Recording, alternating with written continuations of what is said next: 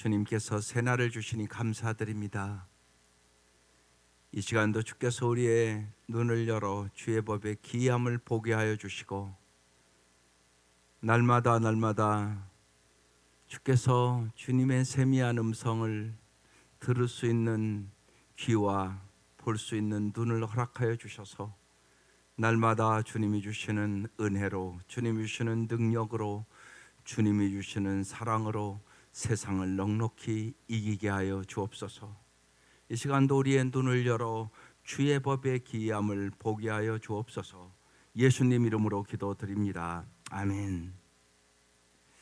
오늘 말씀 마태복음 4장 12절에서 25절까지입니다. 마태복음 4장 12절부터 25절까지.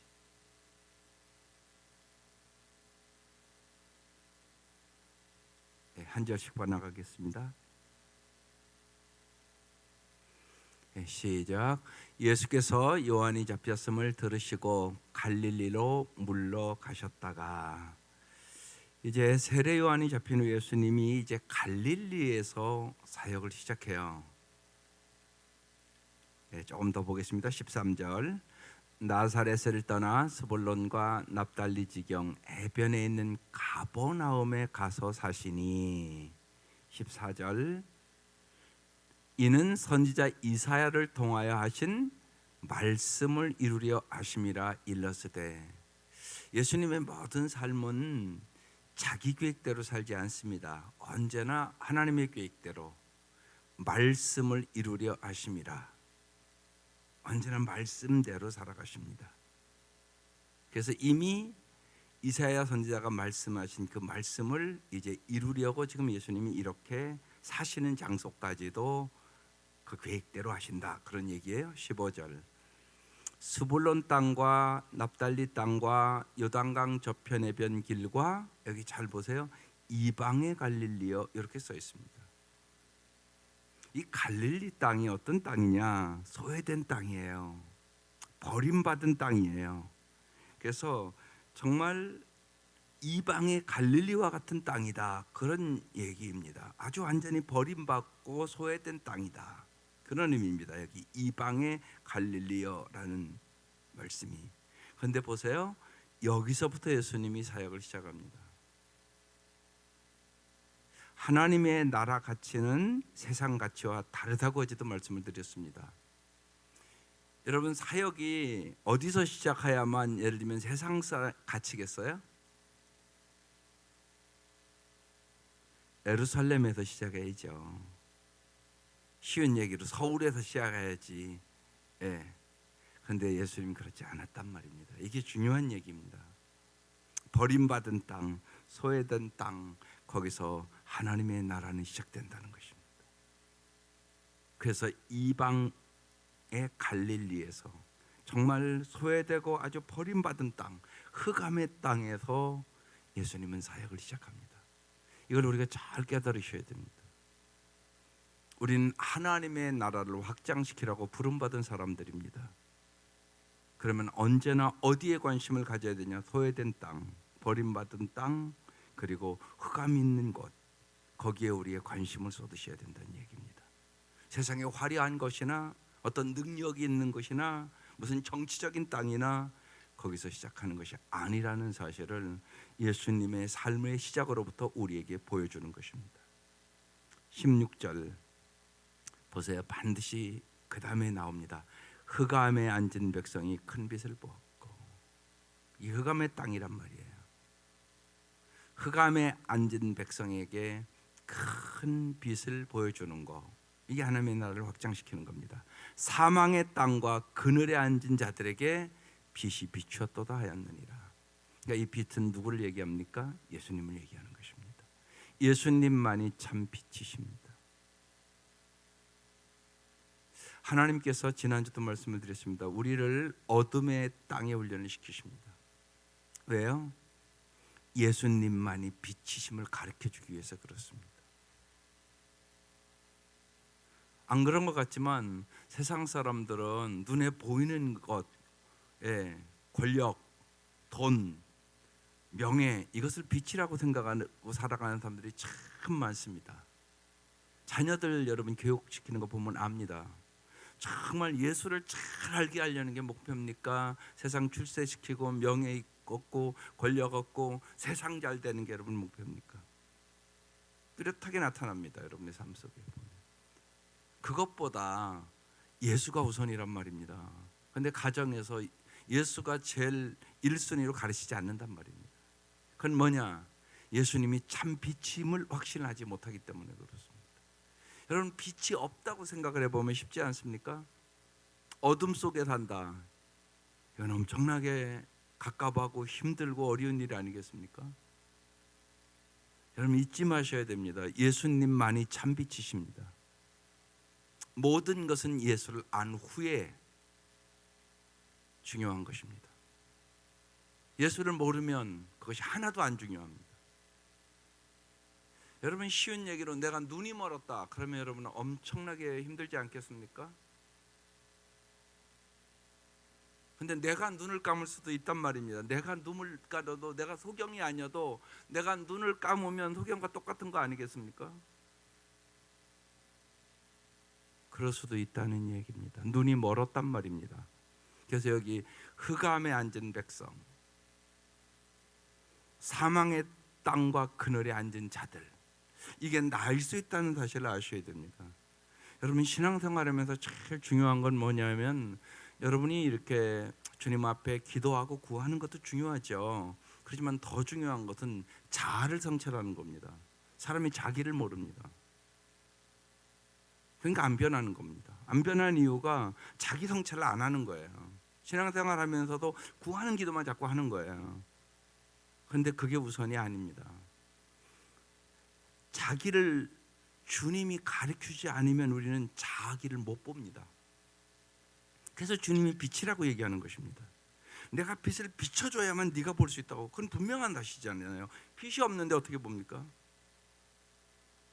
그러니까 여러분, 자아 성찰을 잘 하셔야 됩니다. 신앙생활하면서. 그런데 내가 나를 모른다니까요. 그래서 주님을 알아야, 주님의 빛이 나에게 비춰와야 나를 볼 수 있습니다. 그래서 계시라고 얘기하는 겁니다. 주님이 가르쳐줘야 나를 알아야.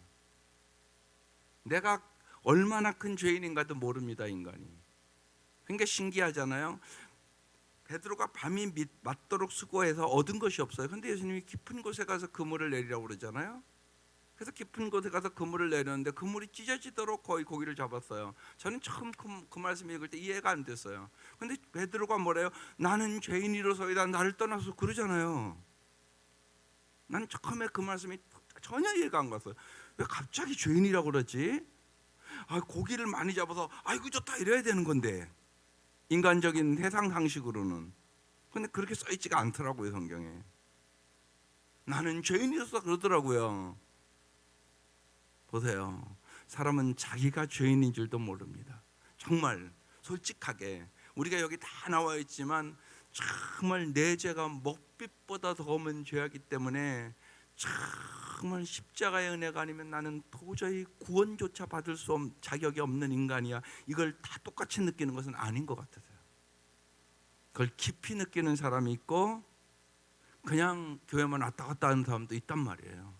그러니까 십자가의 의미를 아직도 모르는 분들도 있단 말이에요, 현실은. 그러니까 전혀 감격이 없는 거예요. 전 처음에 그렇게 예수를 믿었으니까, 전 누가 깊이 안 가르쳐 주시니까 십자가 교회 표시인 줄 알았어요. 왜냐하면 어느 교회고 가면 십자가가 앞에 달려 있고, 교회 저기 점탑에 십자가 달려 있고, 교회 표시가 십자가구나. 근데 교회 표시를 그냥 십자가라고 생각하면 무슨 감격이 있겠어요? 나를 위한 십자가라는 그 마음이 내 속에 들어오지 않으면 이 십자가는 나에게 의미가 없어져 버려요. 그래서 중요합니다. 그래서 꼭 자꾸만 말씀을 들을 때마다 자아 성찰을 하세요. 흑암에 앉은 백성이 나란 말이에요. 내가 얼마든지 흑암 속에 살아갈 수 있단 말이에요. 사망의 땅과 그늘에 앉은 자가 나일 수 있단 말이에요. 그럼 저 말씀이 달라지는 거예요. 근데 빛이 비추었단 말이에요. 참빛 대신 예수가 내 마음속에 들어오셨단 말이에요. 이건 엄청난 일이잖아요. 그래서 내가 날마다 하나님의 은혜 속에 살아가는 사람이 됐단 말이에요. 내가 구원받았다고요. 도저히 구원받을 만한 자격도 없는 내가 구원을 주시고 은혜를 주시고 오늘 어디까지 나가요? 하나님이 불러서 하나님의 도구로 쓰겠다는 말씀까지 오늘 나오는 거예요. 17절. 이때부터 예수님께서 비로소 전파하여 이르시되 회개하라 천국이 가까웠느니라 하시더라. 세례 요한도 이렇게 시작했어요. 메시지가 회개하라 천국이 가까웠느니라. 메신저는 달라졌지만 메시지는 똑같았습니다. 이걸 잘 생각하셔야 됩니다. 회개하라. 이게 이제 첫 번째입니다.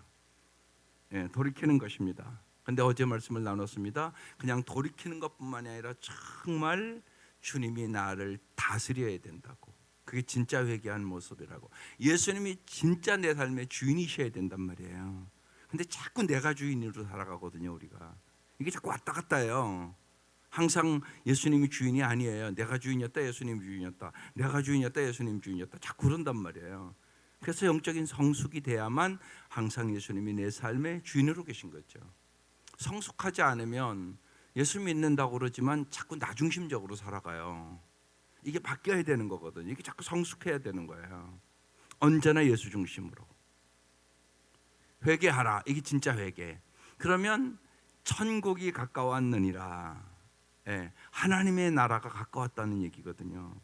그럼 예수님 꿈꾸던 하나님의 나라는 어떤 나라일까요?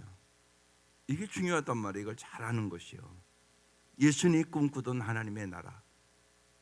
우리 주님이 너희는 먼저 그의 나라와 그의 일을 구하라 이러시잖아요. 그러니까 하나님의 나라를 잘 아셔야 돼요. 이 시대 사람들이 꿈꾸던 메시아가 오면 다 이 시대 사람들은 정치적인 꿈을 꿨단 말이에요. 요한까지도 보면 그런 꿈을 꿨어요. 메시아가 오면 정치적으로 저 로마의 압제 세력들을 다 쳐부시고 우리에게 해방을 주겠지, 그렇게 생각했단 말이에요. 그런데 예수님이 이 땅에 와서 하는 행동이 전혀 그게 아닌 거예요. 그러니까 요한도 기적 같은 거 행하는 거 보면 메시아 같은데 아닌 것 같기도 하단 말이에요. 그래서 요한 자체도 의심했던 거예요. 이제 그 말씀이 나옵니다. 그래서 우리가 이 천국 하나님의 나라에 대해서 올바른 가치관을 가지셔야 됩니다. 하나님의 나라의 질서, 하나님 나라의 원리, 하나님의 나라의 가치가 무엇인가를 성경을 통하여 명확하게 알아야 돼요. 그렇지 않으면 세상 사람과 다를 바 없이 살아간단 말이에요. 우리는 하나님의 나라를 위해 살아가는 사람들이에요. 그래서 지금 첫 메시지가 회개하라, 돌이켜라, 예수님을 주인으로 삼아라. 그러면 네 마음부터 천국을 경험하게 될 것이다. 그 얘기하는 거예요 지금요.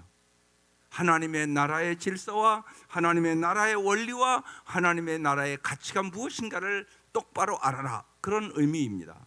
회개하라, 천국이 가까웠느니라 하시니라. 18절. 갈릴리 해변에 다니시다가 두 형제 곧 베드로라는 시몬과 그의 형제 안드레가 바다에 금을 던지는 것을 보시니 그들은 어부라. 이제 부르시는 내용입니다. 19절. 말씀하시되 나를 따라오라, 내가 너희를 사람 낚는 어부가 되게 하리라 하시니. 그랬습니다. 이제 제자로 이들을 부르시는 장면입니다. 예수님은 이들을 이제 부르셔서 훈련시켜서 이제 하나님의 나라를 확장시키려고 생각하신 것입니다. 그래서 이제 고기 잡는 어부인데 내가 너희를 사람 낚는 어부가 되게 하리라. 여러분, 내가 결심해서 되는 게 아닙니다. 주님이 되게 하시는 것입니다. 이게 참 중요합니다. 우리의 자격으로 할 수 있는 일들이 아닙니다. 또한 이들이 자격이 있어서 부름받은 것이 아닙니다. 주님이 부르셔서 능력을 줘서 이제 제자로 살도록 인도해 주시는 것입니다. 순전히 주님의 은혜로 되는 것입니다. 이걸 여러분 잊지 마셔야 됩니다. 우리가 이제 신앙생활을 좀 오래 자꾸 이렇게 해보면 나의 나 된 것이 오직 하나님의 은혜라고 고백을 하지 않을 수가 없습니다. 이 고백을 여러분 꼭 마음속으로 할 줄 아셔야 됩니다. 나의 나된 것이 하나님의 은혜다. 이걸 깊이 깨달아야 합니다. 이건 겸손으로 하는 얘기가 아닙니다. 실지입니다. 그런데 젊을 때는 그걸 잘 모릅니다. 내 힘으로, 내 노력으로, 내 똑똑으로 뭘 하는 줄 압니다. 그렇지 않습니다. 그래서 주님은 요한복음 15장 5절에 얘기하는 거면 나는 포도나무에 너희는 가지니 너희가 내 안에 내가 너희 안에 거하면 많은 열매를 맺나니 나를 떠나서는 너희가 아무것도 할 수 없느니라. 여기 아무것도 할 수 없느니라 이 말씀의 의미가 주의 뜻대로 살 수는 없느니라 그런 의미입니다. 진짜 아무것도 할 수 없는 건 아니잖아요. 그런데 하나님의 뜻대로 살 수는 없습니다. 그런 말씀입니다. 그래서 주님이 이들을 부르시고 이들에게 은혜를 주시고 이제 이들을 하나님의 뜻대로 살도록 인도해 가는 것입니다. 그래서 이제 우리는 누구냐? 내 뜻대로 살지 않고 부르신 분의 뜻대로 살아가는 사람들, 이게 그리스도인입니다. 이것을 여러분 뚜렷하게 하셔야 됩니다. 그래서 여러분 우리가 기도하는 중에 핵심은 내 뜻대로 마옵시고 아버지의 뜻대로 하옵소서입니다. 하나님이 나를 왜 불렀냐? 하나님의 뜻대로 살게 하려고, 하나님의 뜻을 이루려고 불렀단 말입니다. 이것이 뚜렷하셔야 됩니다. 그래야 여러분의 기도도 바뀌게 되고 여러분의 삶도 바뀌게 되고 여러분의 자녀 교육의 목표도 바뀌게 됩니다. 이게 명확하셔야 됩니다. 하나님이 나를 왜 부르셨냐? 사람 낚는 어부로 불렀단 말입니다. 여러분, 그럼 사람 낚는 어부라는 것이 무슨 의미입니까? 먼저는 생명을 구원하는 거죠. 그게 제일 중요한 것입니다. 생명을 구원하는 어부입니다. 네, 이들이 이제 어부니까 주님은 사람 낚는 어부로 이렇게 표현했겠죠. 네, 오늘 여러분의 직장은 다 어부가 아니고 다를 수 있죠. 그렇지만 여러분이 어디에 있든지 똑같이 동일하게 부른 것입니다. 하나님의 나라를 위해서 사람 낚는 어부로 불렀는데 맨 먼저 중요한 것이 생명을 건져내셔야 됩니다. 우리가 가장 큰 위로의 손길은 천국의 소망을 갖게 하는 것입니다. 그게 중요합니다. 세상에서는 별일이 다 있습니다. 예. 오늘도 특별히 이제 여러분이 꼭 기억하고 좀 기도해 줄 사건이 생겨서 우리 문민여 권사님 그 남편 친구 되시는 그 아내가 그러니까 이제 쉬운 관 넘으신 분인 것 같아요. 아주 위독한 상태에 있어서 이번 한 주를 견디기 어렵다고 그렇게 이제 얘기를 하신 것 같습니다. 그래서 우리가 지난주부터 이제 기도는 시작을 했는데 아주 이제 정말 의술로는 거의 손 놓은 것 같아요. 지금 제가 보기에 이름은 강경희입니다. 하나님의 기적적인 역사가 있으면 생사화복은 하나님께 있어요. 그렇지만 우리가 이제 기도하는 이유 중에 하나, 또 예를 들면 그 가정이 그런 일들을 만난다 할지라도 이길 수 있는 능력 주님이 주실 수 있습니다. 그래서 기도하는 것입니다. 우리가. 왜냐하면 인생의 고난은 있습니다. 여러 가지 일들로. 그런데 그 고난을 이길 수 있는 능력을 주시는 분이 주님이십니다. 그래서 중요합니다. 주님은 이 땅이 악한 세상이기 때문에 고난이 있다고 말씀하셨습니다. 너희가 세상에서 환난을 당하나 강하고 담대하라. 내가 세상을 이겼노라. 그래서 주님과 함께 우리는 세상의 고난과 역경을 이기게 되는 것입니다. 그래서 고난을 당하지만 그 고난 속에 이 땅의 삶이 다가 아니니까 정말 예수를 만나면 그 고난을 이길 수 있는 힘을 얻을 수 있게 되는 것입니다. 그래서 여러분 고난을 당하는 사람들 특별히 관심 갖고 기도해 줘야 되고 더 잘 섬겨야 되고 그때 주님의 사랑을 보여주셔야 되는 것입니다. 사람은 누구나 고난 속에는요 지푸라기라도 잡고 싶은 마음이 있습니다. 누구나 마찬가지입니다. 인간은 다 연약합니다. 그래서 정말 우리의 가장 큰 위로의 손길은 천국의 소망을 갖게 하는 것. 그래서 구원보다 더 큰 사랑은 없습니다. 이걸 빨리 깨달으셔야 됩니다. 구원보다 더 큰 사랑은 없습니다. 그래서 노로에 계신 부모님들에게는 무지하게 긴박감이 있으셔야 됩니다. 진짜 언제 돌아가실지 모릅니다. 제가 보기에는. 그래서 무지하게 긴박하셔야 됩니다. 여러분, 긴박하게 기도도 하셔야 되고, 만날 때마다 간절히 제일 중요한 것을 내가 알았으니까 천국 가는 게 제일 중요한 일입니다. 그게 효도입니다. 진짜 효도, 영원한 효도. 그 생각을 하시고 노로에 계신 분들은 아주 집중적으로 기도하셔야 되고, 집중적으로 어떻게 하면 내 부모와 형제들을 구원해 날까를 깊이 날마다 생각하셔야 됩니다. 제일 중요한 문제니까.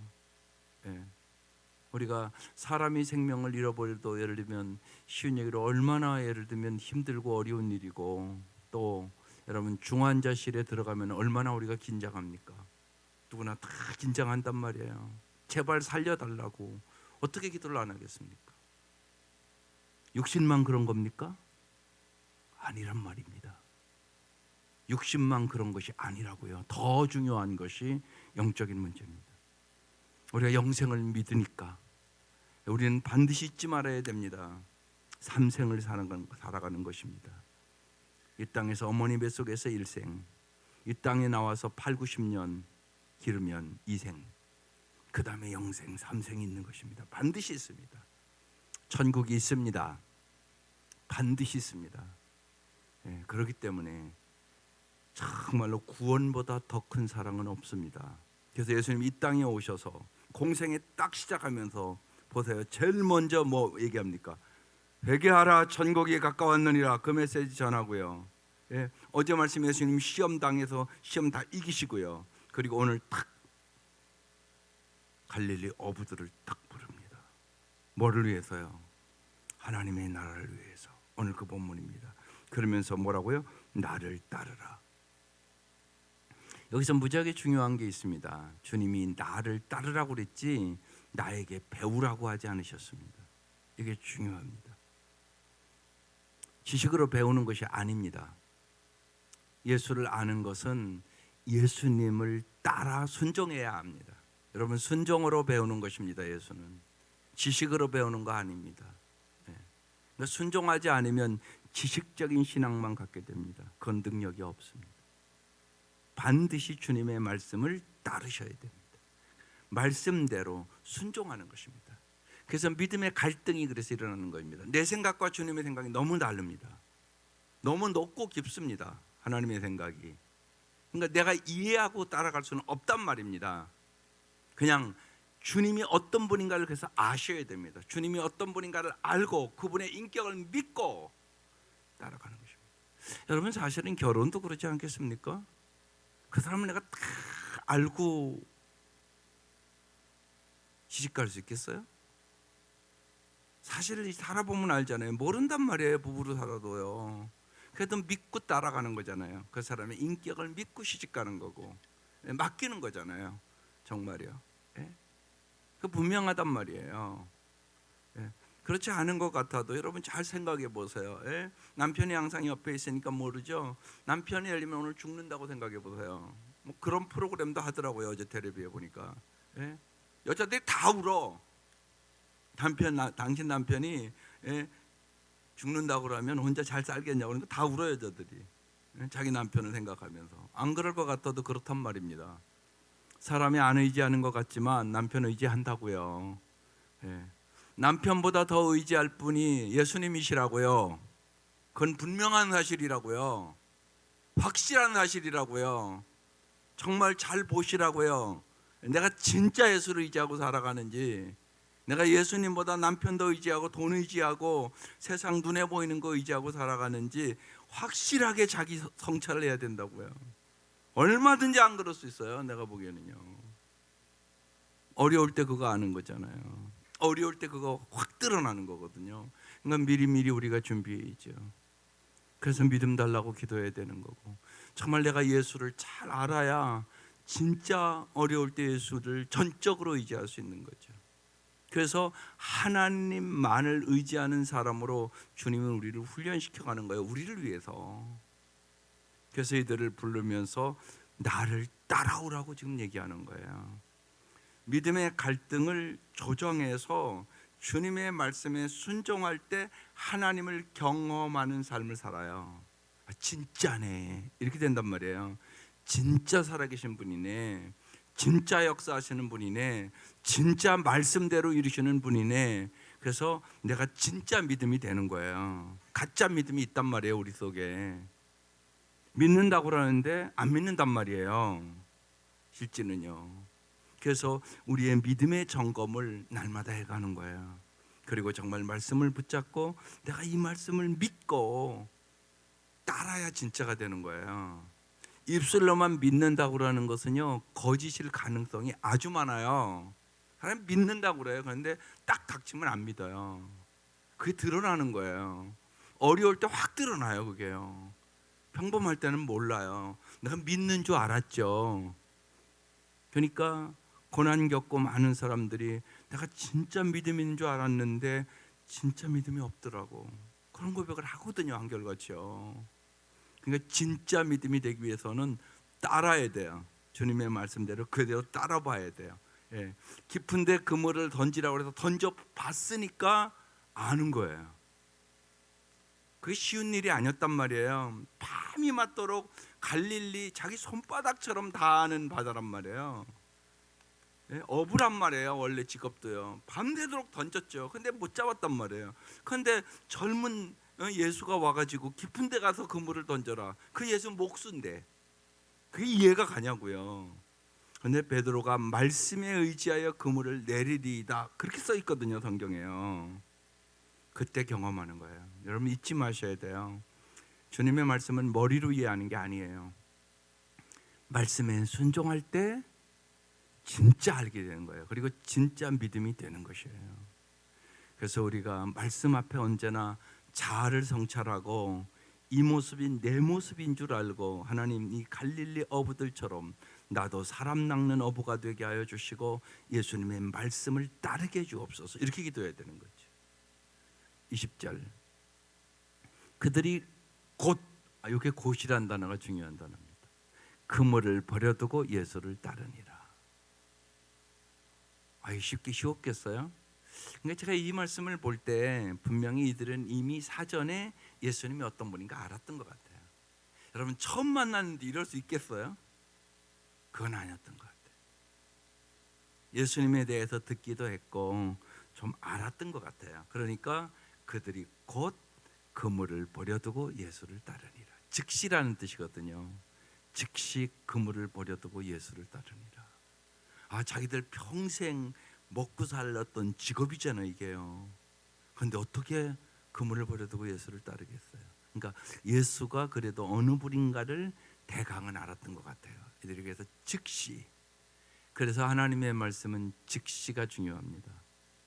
즉시 순종하는 습관들을 들이셔야 됩니다. 내일 해야지, 모레 해야지 못합니다. 그건 여러분이 경험적으로 알 것입니다. 즉시 말씀하시면 순종하는 것입니다. 21절, 거기서 더 가시다가 다른 두 형제 곧 세베대의 아들 야고보와 그의 형제 요한이 그의 아버지 세베대와 함께 배에서 그물 깁는 것을 보시고 부르시니, 부르셨다고 얘기합니다. 여러분 우리 모두도 주님이 부르셔서 여기 온 것입니다. 여러분의 힘과 능력으로 온 것이 아니올시다. 그걸 잊지 마셔야 됩니다. 처음에 우리가 이걸 모를 때는 내가 온 줄 압니다. 그렇지 않습니다. 반드시 주님이 부르신 사람만 여기 오게 되어 있습니다. 주님이 부르신 사람만 구원을 얻을 수 있습니다. 그러니까 구원은 내 힘과 내 능력으로 구원 얻는 게 아닙니다. 그러니까 여러 가지 인생의 사건들이 있습니다. 우리에게 그런 여러 가지 말씀으로도 사건으로도 여러 가지로 주님 우리를 부르십니다. 그래서 그 깁는 것을 보고 주님이 부르신 것입니다. 22절, 그들이 곧 또 나옵니다. 배와 아버지를 버려두고 예수를 따르니라. 버려두고라는 단어가 중요한 단어입니다. 버리지 않으면 예수를 따를 수가 없습니다. 오늘 이 아침 여러분이 버려야 될 것이 있을지 모르겠습니다. 내 삶에 정말 내가 예수를 따른다고 그러지만 내가 예수를 왜 따를까? 이게 참 중요합니다. 반드시 예수를 따르려면 버려야 될 것이 있습니다. 버리지 않으면 예수를 따른다고 그러지만 예수를 따르는 게 아닙니다. 내 욕심을 따르는 것입니다. 그리고 예수를 이용해서, 그러니까 내 필요한 것만 채워달라고 그럽니다. 그건 예수를 따르는 것이 아닙니다. 어느 순간에 부인하고 맙니다. 그게 처음에 제자들이 성령 받기 전에 따르던 모습이었습니다. 그들은 자기 욕심을 채우려고 예수를 따랐습니다. 그러니까 예수님 십자가에 돌아가실 때 다 버리고 도망가는 것입니다. 왜냐하면 그들의 목적이 예수님 목적과 달랐단 말입니다. 그래서 버려둘 것이 뭔가를 잘 생각해야 됩니다. 배와 아버지를 버려두고 예수를 따르니라. 예수를 따른다는 것은 자기를 비우는 겁니다. 자기를 부인하는 것입니다. 이걸 잘 아셔야 됩니다. 23절, 예수께서 온 갈릴리에 두루 다니사 그들의 회당에서, 여기 이제 예수님의 중요한 세 가지 사역 나옵니다. 가르치시며 천국 복음을 전파하시며 백성 중에 모든 병과 모든 약한 것을 고치시니, 이게 하나님의 나라의 예수님의 하시는 일입니다. 뭐 한다고요? 말씀을 가르치는 겁니다. 이게 중요합니다. 그래서 내가 말씀을 잘 아셔야 됩니다. 배우든지 가르치든지 하셔야 됩니다. 그래야 여러분이 영적으로 성숙할 수 있습니다. 배우든지 가르치든지. 여러분 다 아는 게 아닙니다. 하나님의 말씀을 우리가 이렇게 자꾸 묵상해 보면 여러분 10대 깨닫는 것과 20대 깨닫는 것과 30대 깨닫는 것과 50대 깨닫는 것과 60대 깨닫는 게 다릅니다. 말씀. 똑같은 말씀이 아닙니다. 왜냐하면 그 말씀의 깊이가 다르기 때문에 그렇습니다. 쉬운 얘기로 젊은 사람들은 죽음 생각하지 않습니다. 안 죽을 것처럼 살아갑니다. 그렇지만 나이가 60이 넘으면 그렇지 않습니다. 죽음을 생각하게 됩니다. 벌써 내 사랑하는 친구들이 갑니다. 내 부모와 형제들이 다 가십니다. 그러니까 죽음을 자꾸 만난단 말이에요. 그러니까 어떻게 죽음을 안 생각합니까? 죽음을 생각하게 됩니다. 그리고서 성경을 다시 보면 죽음이라는 글자가 크게 보이기 시작합니다. 다르게 보인단 말이에요, 성경이요. 보면. 그래서 100독, 200독을 하는 겁니다. 말씀을 읽을 때마다 다른 것입니다. 그래서 가르치시며 배우든지 가르치셔야 됩니다. 그래야 내가 영적으로 성숙할 수 있습니다. 예수님이 가르치시며 그 다음에 천국 복음을 전파하시며, 복음을 전파하셔야 됩니다. 중요한 일입니다. 천국 복음. 정말 천국에 가는 길을 명확하고 분명하게 전파하셔야 됩니다. 모르는 분이 예상외로 많습니다. 또한 반드시 알아야 될 것입니다. 이건요, 주님이 천국 가는 길을 명확하게 가르쳐 줬는데 이 길을 몰라서 못 가는 사람들이 있단 말입니다. 명확하고 분명하게 내가 사랑과 섬김으로 보여주시고 가르쳐 주셔야 되는 것입니다. 그 다음에 백성 중에 모든 병과 모든 약한 것을 고쳐주셨습니다. 잘 보십시오. 이것이 하나님의 나라의 가치를 확장시키는 방법입니다. 가르치시며 천국복음을 전파하시며 모든 병과 모든 약한 것을 고치시니. 꼭 잊지 마셔야 됩니다. 여러분이 기도해도 낫을 수 있습니다. 그러니까 이 말씀 붙잡고 기도하는 겁니다. 24절, 그의 소문이 온 수리에 퍼진지라 사람들이 모든 앓는 자 곧 각종 병에 걸려서 고통당하는 자, 귀신 들린 자, 간질하는 자, 중풍병자를 데려오니 그들을 고치시더라. 예수님은 오늘도 고치시는 분이십니다. 주님 원하시면 고칠 수 있습니다. 인간의 생사화복 주님의 손에 있습니다. 여러분 그것을 꼭 믿고, 목장에서도 고통당하는 자, 귀신 들린 자, 병자들 함께 간절히 기도하시기를 바랍니다. 주님은 어제나 오늘이나 동일하게 역사하실 수 있습니다. 25절, 갈릴리와 데가볼리와 예루살렘과 유대와 요단강 건너편에서 수많은 무리가 따르니라. 오늘 여기까지 말씀입니다. 오늘 그래서 기도 제목이 부르심에 화답하여 버릴 것은 버리고 내려놓을 것은 내려놓고 주님만 따르게 하소서. 이게 오늘의 기도 제목입니다. 기도드리겠습니다.